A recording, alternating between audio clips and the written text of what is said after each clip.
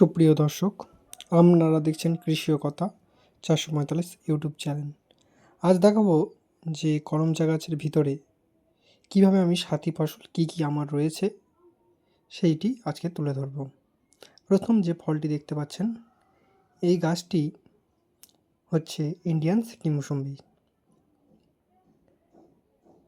এই গাছটিতে প্রায় ২০০-র উপরে ফলন এসেছিল। গাছটির বয়স হচ্ছে ২ বছর। এত পরিমাণ ফলন হয়েছে যে গাছ হেলে পড়েছিল। এরপর যেটি দেখতে পাচ্ছেন, এটি মূলত করমচা গাছের মধ্যেই বসানো। এটি হচ্ছে আখ গাছ। তারপরে যে গাছটি দেখতে পাচ্ছেন, এই গাছটি হচ্ছে ঢেঁড়স বা ভেন্ডি গাছ, যেটি আমার সাথী ফসল হিসাবে রয়েছে।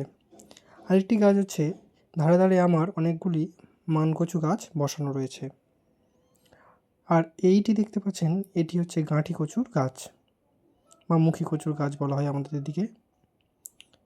অত্যন্ত সুন্দর ফলন হয়েছে, গাছগুলো দেখেই বুঝতে পারছেন।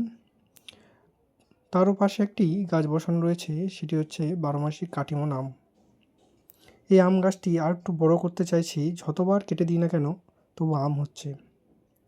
আরও একটি সবজির গাছ, সেটি হচ্ছে পেঁপে গাছ।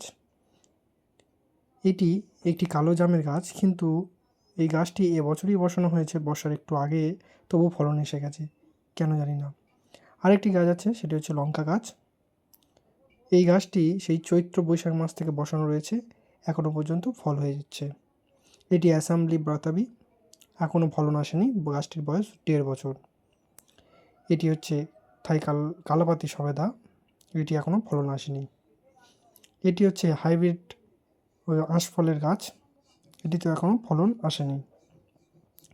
ধারে ধারে বেগুন লাগানো রয়েছে, বেগুন গাছ। এই গাছগুলি অনেক পুরানো, তাই বেগুনের সাইজ একটু ছোট হয়ে গেছে, পাতাগুলো কেমন হয়ে গেছে।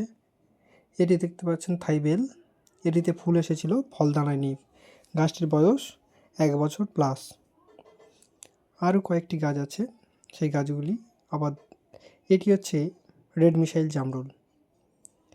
এই জামরুলটিতে আগের বছর গোটা ৪-১ ফলন হয়েছিল, এবছর আশা করছি আরও ফলন বাড়বে। তারও পাশে রয়েছে ভারসুন্দরী কুল। গাছটি ১ বছর বয়স, কতটা বড় হয়েছে, এবছর আশা করছি ভালো ফলন হবে। এটি হচ্ছে আমাদের বারুইপুর খাজা।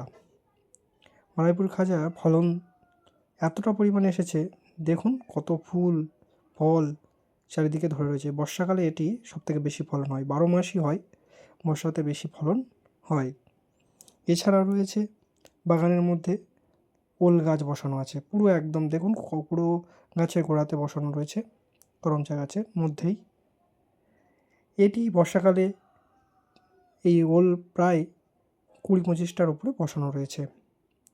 এক একটা ওল ৫০০-র উপরে বসানো হয়েছে, প্রায় ৩ কেজি ২.৫ কেজি এরকম হয়ে যায়, কম পরিচর্যায়। এটি আমার ১২ মাসি কাঁঠাল। দেখতে পাচ্ছেন গাছটা ১ বছর হয়েছে বসানো হয়েছে, ১ বছর হয়নি, ১ বছর হতে যায়। এটি হচ্ছে হাইব্রিড গন্ধরাজ, যেটা প্রতিনিয়ত ফলন হচ্ছে, আরও ফলন ছিল, এখন